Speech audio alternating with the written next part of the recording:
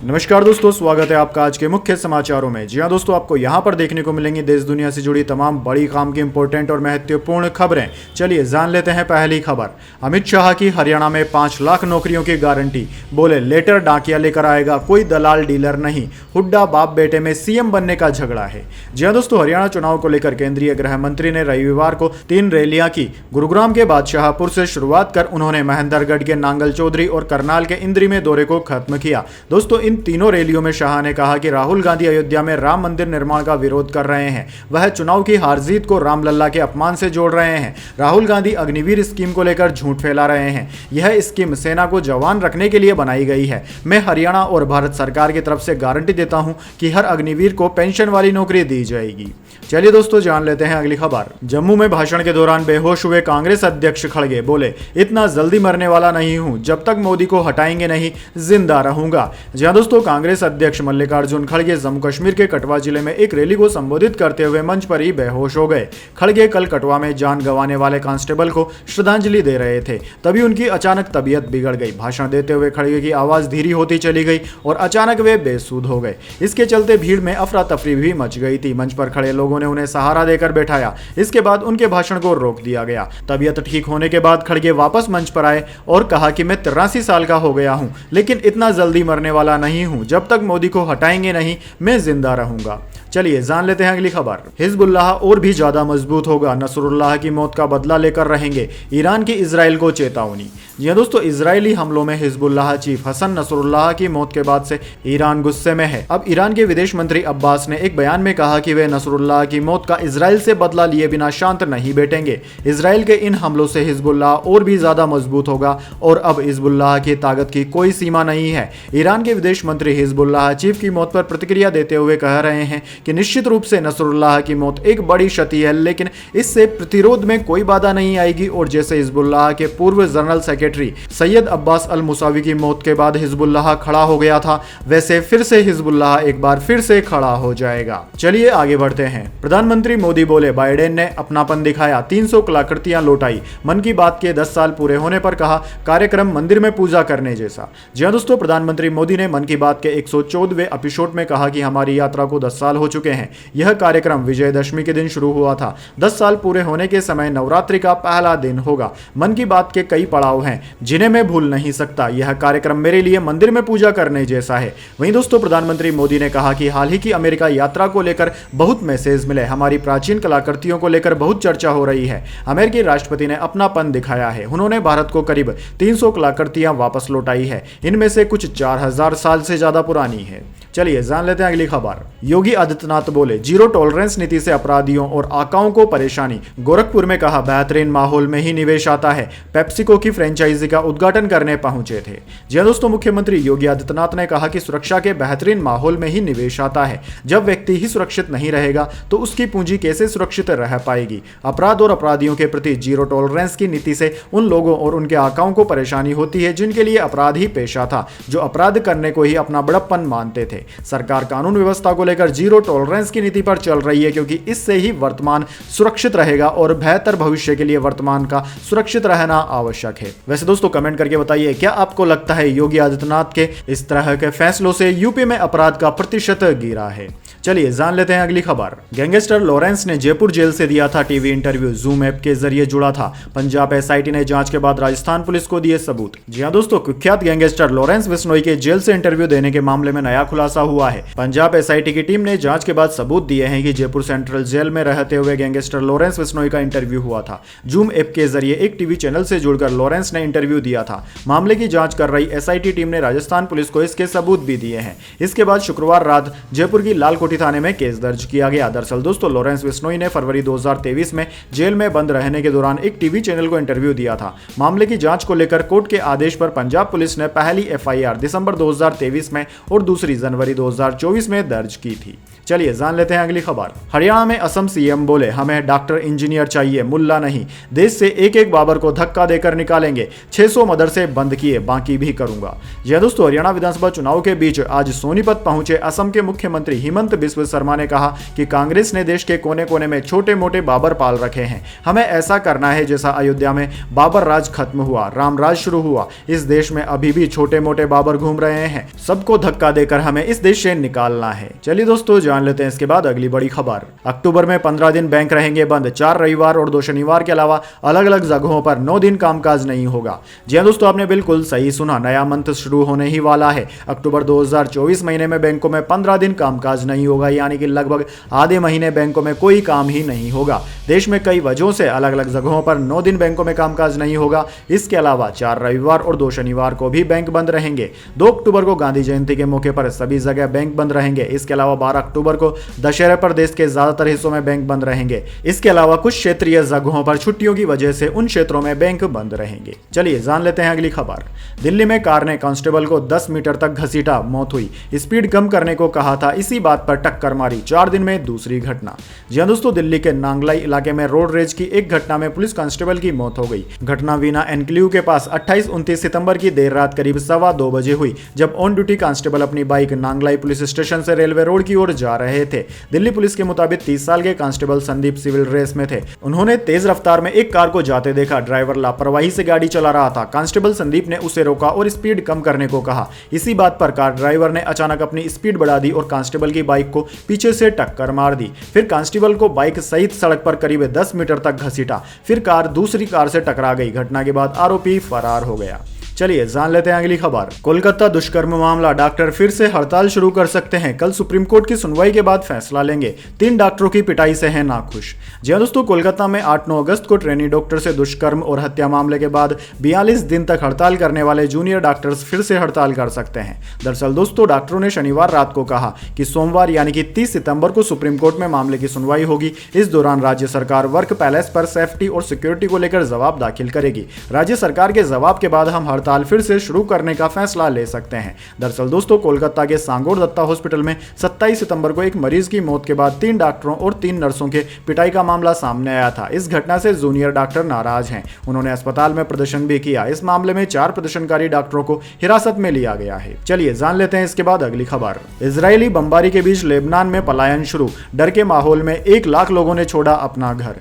जी हां दोस्तों, हिजबुल्लाह के चीफ हसन नसरुल्लाह की मौत के बाद पूरे लेबनान में डर का माहौल है। बेरूत में हिजबुल्लाह के हेडक्वार्टर पर इजरायली बमबारी से मिडिल ईस्ट में तनाव और बढ़ गया है। इस संघर्ष में ईरान और अमेरिका के शामिल होने की संभावनाएं लगाई जा रही है, जबकि इजरायल लेबनान की राजधानी बेरूत और अन्य इलाकों में हिजबुल्लाह के ठिकानों पर बमबारी कर रहा है। दोस्तों, जैसा कि आपको पता है, हिजबुल्लाह ने नसरुल्लाह की मौत के बाद से ही इजरायल के खिलाफ युद्ध का ऐलान कर दिया है। युद्ध के बीच पिछले 3 दिन के दौरान 1 लाख से ज्यादा लोग लेबनान सीरियाई बॉर्डर को पार कर चुके हैं। चलिए जान लेते हैं इसके बाद अगली खबर। हरियाणा में बीजेपी कैंडिडेट के चुनाव दफ्तर में बटी शराब, छिपकर 2 बोतल लेकर आया। ऑफिस के गेट पर पकड़ाई। थानेसर से लड़ रहे हैं सुभाष सुधा। जी हां दोस्तों, हरियाणा विधानसभा चुनाव में थानेसर सीट से भाजपा कैंडिडेट सुभाष सुधा के चुनाव कार्यालय के बाद शराब सप्लाई का वीडियो सामने आया है। दरअसल दोस्तों, 28 सेकंड का यह वीडियो कुरुक्षेत्र में पुराने बस स्टैंड के पास का है। पेट्रोल पंप के सामने खुले सुभाष सुधा के दफ्तर का है। इस वीडियो में जींस और सफेद टी शर्ट पहने एक शख्स अपने दोनों हाथों में शराब की 2 बोतलें लेकर रोड क्रॉस करते हुए भाजपा उम्मीदवार सुधा के दफ्तर की ओर बढ़ रहा है। इस दौरान वह शराब की बोतलों को अपने पीछे छिपाने की कोशिश भी करते नजर आ रहा है। चलिए दोस्तों, जान लेते हैं अगली खबर। राहुल गांधी का विदेश मंत्री को लेटर, कहा 37 तमिल मछुआरों की श्रीलंका से रिहाई करवाएं। सीएम स्टालिन ने भी यही मांग प्रधानमंत्री मोदी से की थी। जी हां दोस्तों, राहुल गांधी ने शुक्रवार को विदेश मंत्री एस जयशंकर को लेटर लिखकर श्रीलंका में बंद तमिल मछुआरों की रिहाई की मांग की है। राहुल गांधी ने कहा है कि मछुआरों की रिहाई कराने और जब्त की गई नावों को छुड़ाने के लिए श्रीलंका के अफसरों से बात करें। इससे पहले 27 सितंबर को तमिलनाडु के मुख्यमंत्री एम.के. स्टालिन ने भी प्रधानमंत्री मोदी से मुलाकात करके मछुआरों की गिरफ्तारी का मुद्दा उठाया था। उन्होंने मछुआरों को जल्द रिहा करवाने की मांग की थी। दरअसल दोस्तों, आपको बता दें, 21 सितंबर 2024 को श्रीलंकाई नेवी अफसरों ने 37 तमिल मछुआरों को गिरफ्तार कर लिया था। साथ ही उनकी नौकाओं को भी जब्त कर लिया था। चलिए जान लेते हैं अगली खबर। महबूबा मुफ्ती ने हिजबुल्लाह चीफ को शहीद बताया। बोली, हम लेबनान और फिलिस्तीन के साथ, उनके समर्थन में रविवार को प्रचार नहीं करूंगी। जी हां दोस्तों, पीडीपी प्रमुख महबूबा मुफ्ती ने हिजबुल्लाह चीफ हसन नसरुल्लाह की मौत पर दुख जताया है। शनिवार 28 सितंबर को एक्स पर अपनी पोस्ट में महबूबा ने कहा कि लेबनान और गाजा के शहीदों, खासतौर से हसन नसरुल्लाह के समर्थन में रविवार को चुनावी दौरा रद्द कर रही हूं। उन्होंने कहा कि इस गहरे दुख और विद्रोह की घड़ी में हम फिलिस्तीन और लेबनान के लोगों के साथ खड़े हैं। उधर दोस्तों नसरुल्लाह के समर्थन में जम्मू कश्मीर के बड़गांव में लोगों ने रैली भी निकाली। दरअसल दोस्तों 27 सितंबर की रात करीब 9:30 बजे इजराइल ने लेबनान की राजधानी बैरूत में हवाई हमले किए, जिसमें नसरुल्लाह की मौत हो गई थी। चलिए जान लेते हैं अगली खबर। सरकार ने गैर बासमती चावल के निर्यात को दी मंजूरी, सोयाबीन, सूरजमुखी और मूंगफली के किसानों को भी बड़ी राहत। जी हां दोस्तों, केंद्र की नरेंद्र मोदी सरकार ने गैर बासमती चावल के निर्यात को खोलने और न्यूनतम निर्यात मूल्य के निर्धारण को मंजूरी दे दी है। गैर बासमती सफेद चावल पर $490 प्रति टन का न्यूनतम निर्यात मूल्य तय किया गया है। ब्राउन और परबाइल्ड चावल पर शुल्क 20% से घटाकर 10% भी कर दिया गया है। वहीं दोस्तों चावल उत्पादक किसानों के आर्थिक सुदृढ़ीकरण की दिशा में केंद्र सरकार का इसे बड़ा कदम बताया जा रहा है। किसान अब न्यूनतम निर्धारित मूल्य से अधिक कीमत पर ही अपनी उपज को निर्यात करेंगे। चलिए जान लेते हैं अगली खबर। दिल्ली से आगरा मथुरा जाना हुआ महंगा, यमुना एक्सप्रेस वे पर बढ़ गया टोल टैक्स, 1 अक्टूबर से देना होगा ज्यादा टोल। जी हां दोस्तों, यमुना प्राधिकरण की गुरुवार को हुई बोर्ड बैठक में एक अहम फैसला लिया गया। इससे आम जनता की जेब पर भार बढ़ने जा रहा है। दरअसल दोस्तों इस बोर्ड बैठक में यमुना एक्सप्रेस वे पर टोल रेट को बढ़ाए जाने के प्रस्ताव पर मोहर लगा दी गई है। इसके बाद 1 अक्टूबर से नई दरें लागू कर दी जाएंगी। यमुना एक्सप्रेस वे से रोजाना लगभग 35,000 वाहन गुजरते हैं। दोस्तों जानकारी के मुताबिक नई बढ़ी हुई दरों में दुपहिया, 3 व्हीलर्स और रजिस्टर्ड ट्रैक्टर के लिए 247.50 रुपए वसूले जाएंगे। वहीं कार, जीप, वैन और हल्के वाहन के लिए 486.75 रुपए एवं बस ट्रक से 1542.75 रुपए वसूले जाएंगे। चलिए जान लेते हैं इसके बाद अगली खबर। पार्किंसंस का पता, इजरायली रिसर्चर का कमाल। जी हां दोस्तों, जंग के बीच इजराइल से एक बड़ी खबर है। दरअसल दोस्तों मेडिकल साइंस की दुनिया में यह किसी चमत्कार से कम नहीं है। वैसे तो दोस्तों कई लाइलाज बीमारियां हैं जिनका इलाज मुमकिन नहीं है, लेकिन अगर समय से पहले इसका पता चल जाए तो उस बीमारी से बचा जा सकता है। पार्किंसंस भी एक ऐसी ही बीमारी है, लेकिन अब पहली बार तेल अवीव यूनिवर्सिटी के रिसर्चर ने कोशिकाओं में प्रोटीन के इकट्ठा होने का पता लगाने का एक मेथड डेवलप किया है जो पार्किंसंस रोग की पहचान कर सकता है। वैसे दोस्तों आप यह सोच रहे होंगे कि ये पार्किंसंस से रोग क्या होता है, तो दोस्तों आपकी जानकारी के लिए बता दें, WHO यानी कि विश्व स्वास्थ्य संगठन के अनुसार पार्किंसंस रोग एक मस्तिष्क की स्थिति है जिसकी वजह से मांसपेशियों में दर्दनाक सिकुड़न, कंपन और बोलने में दिक्कत आती है। पिछले 25 सालों में पार्किंसंस का असर दुगना हो गया है। दुनिया भर में लगभग 8.5 मिलियन लोग इस बीमारी से पीड़ित हैं और इजराइल में हर साल 1200 नए पीड़ितों की पहचान की जाती है। चलिए जान लेते हैं इसके बाद अगली बड़ी खबर, लेकिन उससे पहले मेरी आपसे एक छोटी सी रिक्वेस्ट है, अगर दोस्तों आपको अभी तक हमारी न्यूज़ पसंद आई है तो इसे एक छोटा सा लाइक जरूर दे दीजिए, और अगर आपको पसंद नहीं आई है तो बेशक आप डिसलाइक भी कर सकते हैं। दोस्तों लाइक और डिसलाइक जरूर करें, क्योंकि दोस्तों यही हमारी मेहनत का फल होता है और इसी से पता चलता है कि आपको हमारी वीडियोस पसंद आ रही है या नहीं। चलिए जान लेते हैं अगली खबर। इस हफ्ते सोने चांदी में रही तेजी, सोना 1547 रुपए बढ़कर 75,640 रुपए पर पहुंचा। चांदी 91,448 रुपए प्रति किलोग्राम पर बिक रही। जी हां दोस्तों, इस हफ्ते सोने चांदी की दामों में तेजी देखने को मिली है। Indian Boolean and jeweller association की वेबसाइट के अनुसार पिछले शनिवार यानी कि 21 सितंबर को सोना 74,093 रुपए पर था, जो कि अब 75,640 रुपए प्रति 10 ग्राम पर पहुंच गया। यानी कि दोस्तों सोने की कीमत में 1547 रुपए की बढ़ोतरी दर्ज की गई है। इसी तरह चांदी की बात करें तो चांदी की कीमत इस सप्ताह 2,531 रुपए बढ़ चुकी है। फिलहाल चांदी की कीमत 91,448 रुपए प्रति किलोग्राम चल रही है। चलिए आगे बढ़ते हैं। जम्मू कश्मीर के कठुआ में एक आतंकवादी हुआ ढेर। एनकाउंटर का आज दूसरा दिन। कल हेड कांस्टेबल की मौत हुई थी, डीएसपी और एएसआई घायल।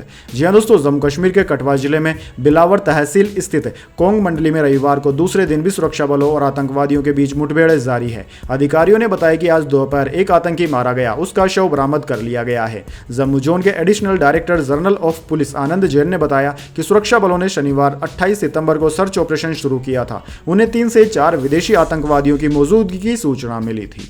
चलिए जान लेते हैं अगली खबर। बीसीसीआई ने नियम में किया बड़ा बदलाव, धोनी को हो सकता है करोड़ों का घाटा, सीएसके की आई मौज। जी हां दोस्तों, भारतीय क्रिकेट कंट्रोल बोर्ड के नए नियम से दिग्गज क्रिकेटर महेंद्र सिंह धोनी को आगामी आईपीएल में करोड़ों का नुकसान हो सकता है। दरअसल दोस्तों धोनी बतौर अनकैप्ड खिलाड़ी आईपीएल 2025 में खेल सकते हैं। आईपीएल गवर्निंग काउंसिल की बैठक में बीसीसीआई ने कई फैसले लिए, जिनमें एक फैसला ये ऐसा भी है जिससे धोनी को आईपीएल की सैलरी में लगभग 66% का घाटा हो सकता है। दोस्तों इस नियम से यह तो साफ हो गया है कि धोनी आईपीएल में आगे खेल सकते हैं, क्योंकि इस लीग में खेलने को लेकर अभी तक ना तो धोनी और ना ही फ्रेंचाइजी ने कुछ भी क्लियर किया है।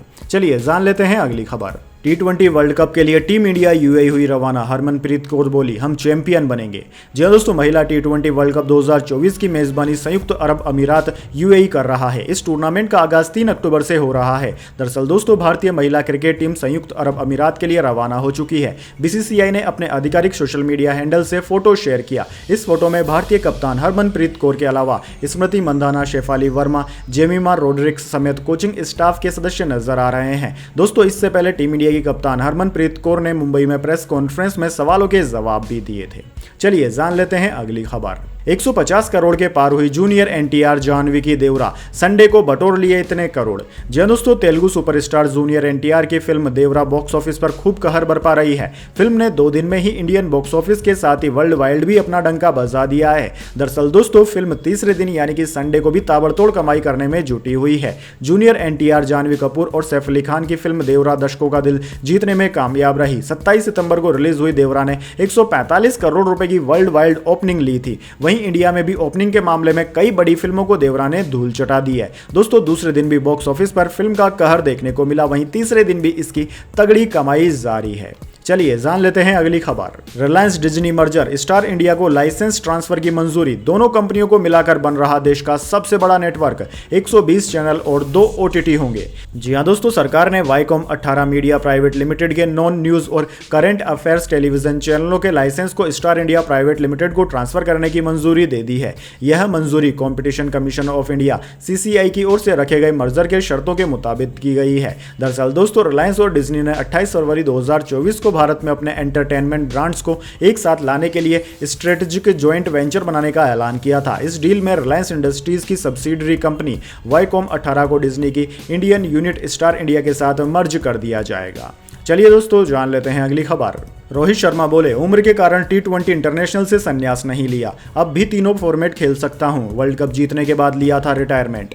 जी हां दोस्तों, टीम इंडिया के वनडे और टेस्ट फॉर्मेट के कप्तान रोहित शर्मा ने T20 इंटरनेशनल के लिए रिटायरमेंट को लेकर कहा कि T20 क्रिकेट से संन्यास लेने की वजह उम्र नहीं थी, अभी तो तीनों फॉर्मेट खेल सकता हूं। एक यूट्यूब चैनल को दिए गए इंटरव्यू में रोहित ने इंटरनेशनल क्रिकेट से रिटायरमेंट लेने के बारे में कहा कि मैं इंटरनेशनल क्रिकेट से संन्यास लेने के बारे में नहीं सोच रहा हूं। T20 क्रिकेट से इसलिए मैंने संन्यास लिया क्योंकि इस फॉर्मेट में मेरा समय पूरा हो चुका था। जैसा कि दोस्तों आप सब लोगों को पता है, रोहित शर्मा ने T20 वर्ल्ड कप 2024 जीतने के बाद T20 इंटरनेशनल क्रिकेट से संन्यास लेने का ऐलान कर दिया था। इसके बाद T20 टीम की कप्तानी सूर्य कुमार यादव को दी गई है। चलिए जान लेते हैं अगली खबर। मेरठ में थाने में किसानों ने पकोड़े तले, टिकैत बोले यह सरकार ही साजिश है। 145 सीटें फर्जी तौर पर जीती है।